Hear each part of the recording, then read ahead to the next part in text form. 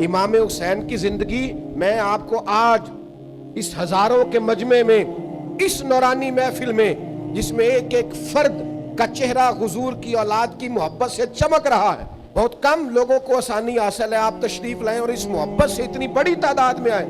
میں آپ کو ذمہ داری سے بتانا چاہتا ہوں کہ جو لوگ سر اٹھا کے جینا چاہتے ہیں اور جو لوگ اپنی عزت اور وقار کے ساتھ زندگی گزارنا چاہتے ہیں اور جو کسی جگہ جھکنا نہیں چاہتے اور جو کبھی کمزور نہیں پڑنا چاہتے اور جو ٹینشن سے، ڈپریشن سے، انزائٹی سے، سٹریس سے باہر رہنا چاہتے ہیں، ان کا ایک ہی علاج ہے کہ وہ امام حسین کی زندگی کو پڑھا کریں، وہ حسین ابن علی سے فیضان حاصل کریں۔ ان کو سمجھ آئے گی کہ جینا کس کو کہتے ہیں، کھڑا ہونا کس کو کہتے ہیں، حوصلہ کس کو کہتے ہیں، صبر کس کو کہتے ہیں، فکری تازگی کیا ہوتی ہے، توانائی کیا ہوتی ہے۔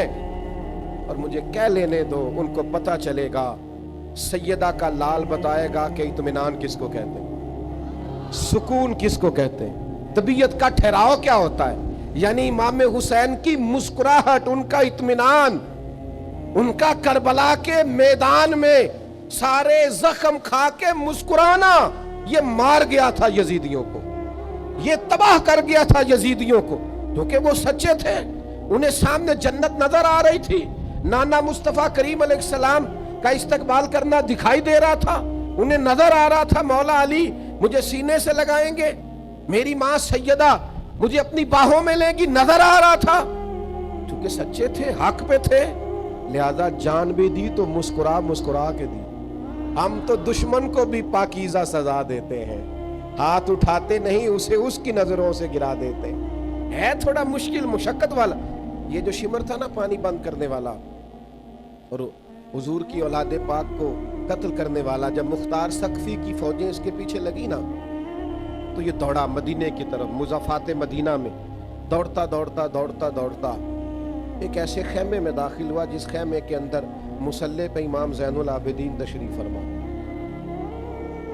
رضی اللہ، یوں نظر اٹھی امام علی مقام، دکھ بھی نہیں بندے کو بھولتے، دشمن بھی بندے کو نہیں بھولتے، جس نے تکلیف دی ہو وہ بھی اکثر یاد آتا ہے۔ تو امام نے یوں نظر اٹھائی، دیکھا، چونکہ وہ دوڑا آیا تھا اور گرمی کا موسم تھا تو سانس پھولا ہوا تھا، تو امام فرمانے لگے پانی پلاؤں؟ دشمن ہے نا، میں نے کہا کام مشکل ہے پر انسان آیا ہی مشقت میں، اگر اپنے آپ کو مشقت میں ڈالے نا، پانی پلاؤں کس کو جس نے پانی بند کیا تھا؟ تو شمر سمجھا کہ انہوں نے پہچانا نہیں، امام اٹھے، مٹکے سے پانی پیالے میں ڈالا اور بھر کے دیا، کہا پی لو۔ پیاس بڑی شدید تھی، وہ پی گیا، امام نے ایک پیالہ اور بھر کے دیا، تیسرا پیالہ اور دیا، جی بھر کے پانی پی لیا، تھوڑا سستا لیا، سانس بحال ہو گئی، امام مصلی پہ چلے گئے، اسے بھی محسوس ہوا کہ جو فوج میرے پیچھے لگی تھی وہ دائیں بائیں ہو گئی، وہ باہر نکلا، ہائے کام تو مشکل ہے پر میں نے کہا دشمن کو اس طرح بھی مارا جا سکتا، یہ بھی ہے کردار اور اخلاق کی عظمت جس سے دشمن قتل ہوتے ہیں۔ باہر جا کے نا تو وہ شرم سے پانی پانی ہو گیا، لوٹ کر پھر اندر آیا، اسے پتا تھا کہ فوجیں میرے پیچھے ہیں، مرنا تو میں نے ہے ہی، تو ایک سچ نہ بول جاؤں جاتے جاتے۔ کہنے لگا زین العابدین شاید پہچانا نہیں، شرم سے گردن جھکی ہوئی، شاید آپ نے پہچانا نہیں۔ تو امام اللہ کا ذکر کر رہے تھے، یوں آنکھ مبارک اٹھائی، فرمایا کربلا میں میرا سارا خاندان تو نے پیاسا ذبح کر دیا، میں تجھے بھلا سکتا ہوں؟ تو جیسے ہی اندر آیا ہے مجھے 6 ماہ کے علی اصغر کی وہ خون میں لت پت لاش مبارک یاد آ گئی تھی۔ تو جیسے ہی اندر آیا مجھے چچا عباس کے کٹے ہوئے بازو اور ان کی درد یاد آئی تھی، میں نے اپنی پھپھی کو جن سسکیوں کے کو اپنے آپ کو سمیٹتے اور صبر کرتے دیکھا ہے وہ کیفیت یاد آئی، اور تو جیسے ہی اندر آیا ہے مجھے اپنے باپ کا نیزے پہ چڑھا ہوا سر یاد آیا تھا۔ یہ کہتے کہتے امام کے پھر آنسو نکلے، آنسو پوچھے تو شمر گھٹنوں کے بل بیٹھ گیا، کہنے لگا زین العابدین پہچان گئے تھے تو پھر پانی کیوں پلایا؟ تو امام نے یوں کر کے آنسو پوچھے، کہنے لگے مجبور بڑا ہوں نا، علی کا پوتا ہوں، میں کروں کیا؟ میں علی کا پوتا ہوں، سیدہ کا پوتا ہوں، میں حسین کا بیٹا ہوں، میرے گھر کا رواج ہی کچھ اس طرح کا ہے، میں اپنی خاندانی وجاہت سے مجبور ہوں، تمہارا کام پانی بند کرنا ہے۔ ہمیں سکھایا گیا ہے دشمن بھی آئے تو پیالے بھر بھر کے پلانا ہے۔ تو اگرچہ مشکل ہے پر یہ مشقت کرنی ہے، اخلاق کو اس درجے پر لے کے جانا ہے۔ ہمارا سٹیٹس نہیں کہ دشمن کی طرح اس کی سطح پہ آ کر اس سے مقابلہ کریں۔ ہمارے استاد صاحب تھے تو کسی صاحب نے کوئی مسئلہ ایسا اٹھایا عقیدے کے تعلق سے، اور ساتھ اس نے بڑے بڑے غلیظ لفظ بولے، تو استاد صاحب فرمانے لگے جو دلیل اس نے مانگی ہے اس کا جواب تو میرے پاس ہے، میں دے دیتا ہوں، اور یہ جواب ہے۔ دوسرا فرمانے لگے جو زبان اس نے استعمال کی ہے وہ مجھے نہ میرے دین نے سکھائی ہے نہ میرے استاذہ نے سکھائی ہے۔ یہ لب و لہجہ مومنوں کا لب و لہجہ، اسٹیج پہ بھی آپ وہ بولیاں بولیں گے جو بازاروں میں بولی جاتی ہیں، آپ دینی اور مذہبی اسٹیج پر بھی وہ کلام کریں گے جو گھٹیا لوگ کرتے ہیں، جو انداز درست نہیں ہوتا، جو شان عام مومن کی نہیں، وہ آپ بات کریں گے۔ تو تھوڑی مشقت کریں، عزیمت کا رستہ اختیار کریں، رخصت پر عمل نہ کریں، تھوڑی مشقت ہو اس میں تھوڑی سی نا۔ حضرت عبداللہ ذوالبجادین ایک صحابی تھے، کلمہ پڑھ گئے، والد پہلے ہی نہیں تھا، چچا نے پالا تھا۔ چچا سے کہنے لگے میں نے حضور کے پاس جانا ہے، تو کہنے لگا اگر جانا ہے تو سارا کچھ چھوڑ کے جانا پڑے گا۔ کہتے میں پہلے بھی کئی دفعہ سوچ چکا تھا کہ تو یوں ہی کہے گا۔ اس نے پیسے بھی جیب سے، یہ دیکھو یہ رستہ ہے عزیمت کا رستہ۔ رخصت تو یہ تھی نا کہ ابھی میں مجبور ہوں، اسباب نہیں ہے، کیسے آؤں؟ یہ رستہ رخصت گنجائش تھی۔ چچا نے کہا کہ میں نے چونکہ سارا کچھ دیا ہے، جیبیں خالی کرو، کر دی، کوئی زمین میں سے حصہ نہیں ملے گا۔ چچا ضرورت ہی نہیں، کہا یہ ہر چیز میں رکھ لوں گا، کہ رکھ لے۔ او سنو نا، راہ عزیمت بھی تو کوئی راہ ہوتی ہے۔ یہ کیا ہوا کہ میرے پاس 10 کروڑ تھا تو میں نے لاکھ اللہ کے راستے میں دے دیا، یہ بھی تو ذرا دینا دیکھو نا۔ میں اتنے لاکھ لگا کے حج عمرے پہ گیا، یہ بھی مدینے جا رہے ہیں، ذرا ان کا بھی حضور کے بارگاہ عالی مرتبت میں جانا دیکھو نا۔ رخصت ہو رہے ہیں ہر چیز دے کے۔ چچا نے پیچھے سے آواز دی، کہا یہ جو کرتا اور تہمد آپ نے پہن رکھا ہے نا، شلوار قمیض، یہ بھی میں نے دیا تھا۔ اتار کے نا وہ کرتا بھی اور وہ لباس بھی چچا کو دیا۔ تینوں لب دیاں آپ کو آچے۔ ترا اس فکرے پہ کبھی گھر جا کے غور تو کرنا، سانو اپنی خبر نہیں کوئی، اپنی تینوں لب دے آپ گواچ، اپنی خبر مجھے اپنا ہی پتہ نہیں، ڈھونڈتا پھرتا ہوا اقبال اپنے آپ کو۔ اب تو آپ ہی گویا مسافر، آپ ہی منزل ہوں میں، اب مجھے میرا پتہ بھی نہیں ملتا۔ سودا لینے کے لیے بازار گئے ہم، اور ہاتھ اس کے بکے جس کے خریدار گئے ہم، اور ان کی گلی میں ہم ایک کام سے گئے تھے، پھر ہر کام سے گئے۔ کہا یہ کپڑے بھی میرے ہیں، اتار کے دے دیے۔ ماں کے پاس آئے، پردے کے پیچھے کھڑے ہو کے کہنے لگے اماں ایک دن پہلے بھی تو میں بے لباس پیدا ہوا تھا نا، اور تو نے لباس دیا تھا تو میں پھر بے لباس ہو گیا۔ ماں نے 2 عورتوں والی چادریں دی، احرام کی طرح ایک باندھ لی، ایک اوڑھ لی۔ یہ راہ عزیمت کے مسافر رات کو مدینے پہنچے تو نبی پاک نے نام رکھ دیا ذوالبجادین، 2 چادروں والا۔ پھر لباس بھی ملا، پھر گھر بھی ملا، زندگی پھر رہی تھی بھٹکتی ہوئی، میری خانہ بدوشی کو گھر مل گیا۔ پھر حضور کی عالی مرتبت بارگاہ میں رہنے لگے۔ پھر ایک دن تیز بخار آیا، پھر روح پرواز کر گئی۔ صحابہ فرماتے ہیں اور راہ عظیمت اختیار کرنے والے اور حضور کے لیے مشقت سہنے والے، اور تیرے نصیبوں پہ قربان جائیں۔ مدینے میں رواج یہ تھا کہ جب قبر میں اتارنے کی باری آتی تھی تو کوئی قریبی اتارا کرتا تھا، پر ان کا تو تھا ہی کوئی نہیں۔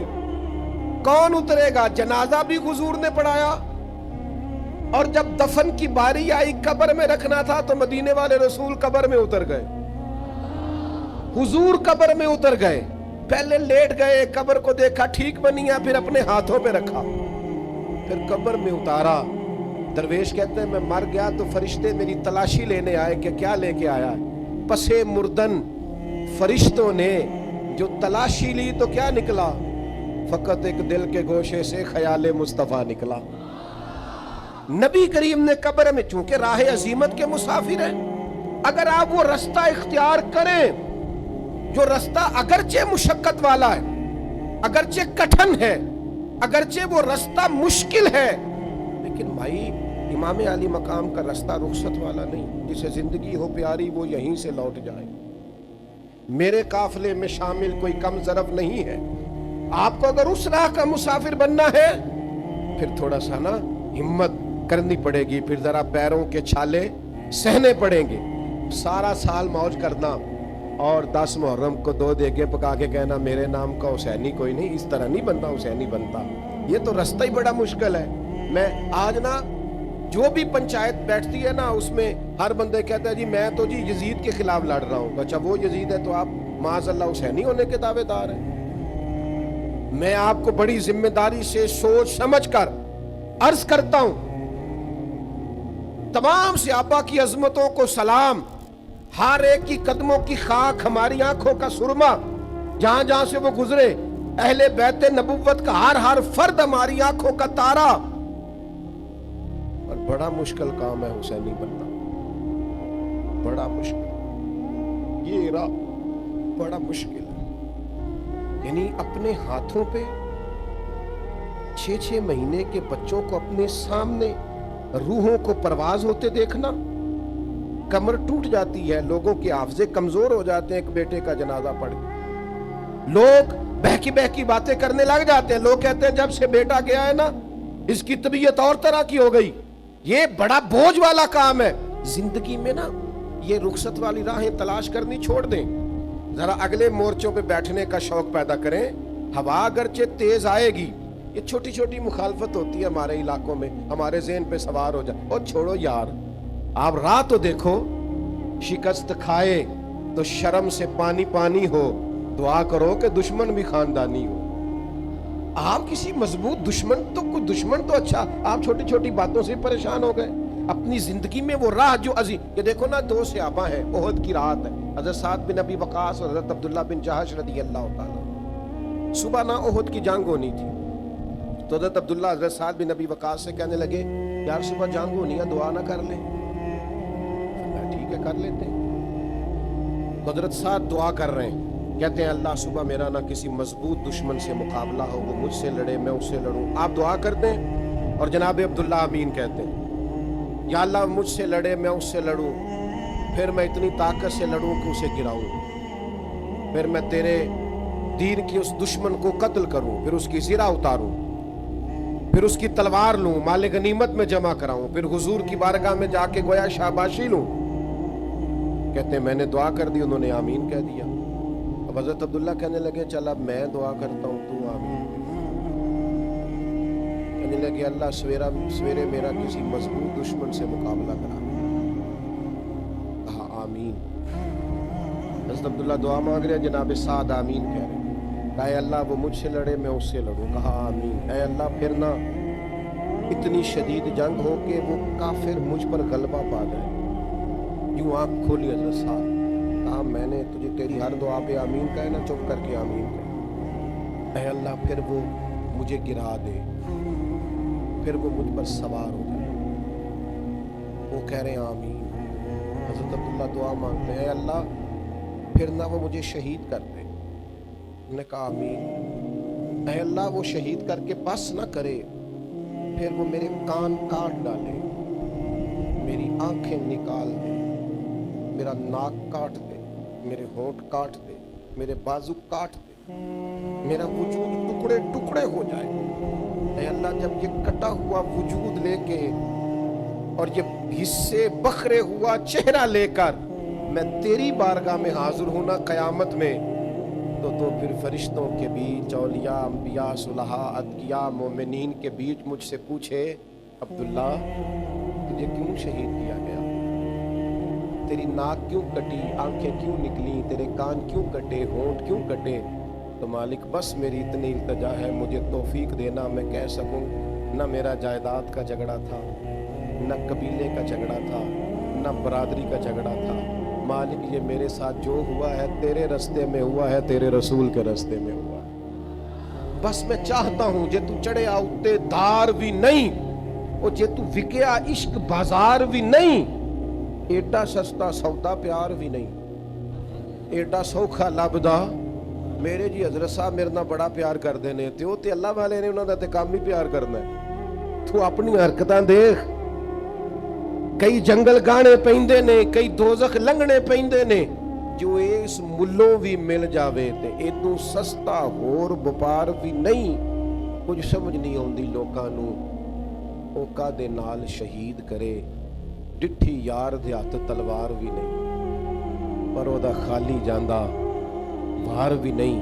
दोस्तों ये ना ये रुखसत की राहें ना तलाश करो जी, वो मैं थोड़ा सा कर लूँ, मैं थोड़ा सा रहने दूँ, थोड़ा सा ना, ये देखो जरा राह मोहब्बत में ना और भी रास्ते आते हैं।